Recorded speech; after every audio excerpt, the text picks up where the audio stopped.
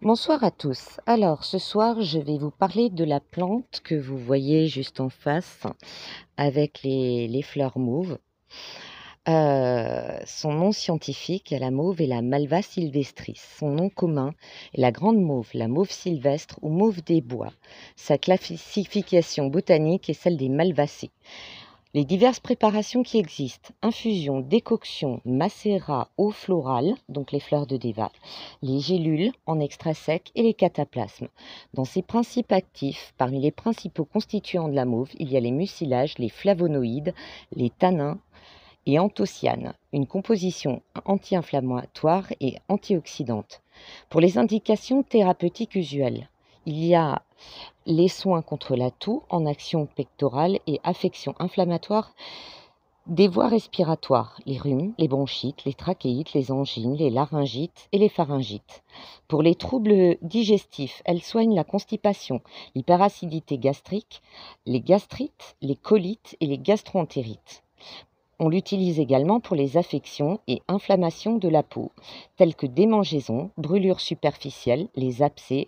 On l'utilise aussi en bain de bouche pour les gingivites et les aftes, ainsi que les irritations et inflammations des yeux comme anti-inflammatoire, et aussi pour les cystites. Elle est connue depuis la Rome et la Grèce antique. Au Moyen Âge, elle était toujours couramment utilisée et n'a jamais failli depuis des siècles à nos jours, car elle est toujours très appréciée. Elle pousse aisément, résiste à la sécheresse, c'est pourquoi on peut la trouver sur des talus et au bord des routes ou dans les prairies sauvages. Comme le millepertuis, elle a 5 pétales. Sa hauteur varie de 50 cm à 1 mètre et elle se reproduit facilement par graines. On la récolte en été. On utilise ses feuilles comme ses fleurs. On utilisait autrefois aussi ses racines, mais ça a été couramment remplacé par la racine de guimauve, qui a un petit peu les mêmes actions. Pour le dosage, la posologie la plus commune en tisane est de 2 cuillères à soupe de fleurs et de feuilles séchées pulvérisées pour 1 litre d'eau bouillante que l'on laisse infuser 10 minutes. On la boit au long de la journée.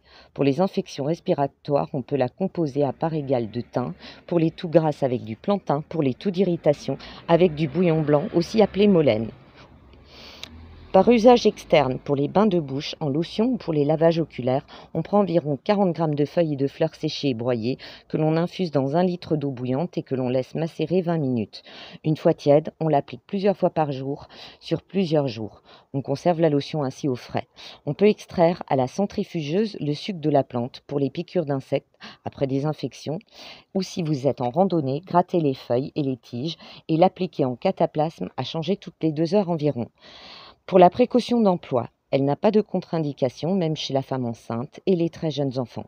Attention toutefois, en usage prolongé et concentré, elle est très laxative. Cette petite merveille est utilisée couramment dans les produits dermatologiques. À en avoir au jardin, c'est aussi bénéfique pour les abeilles.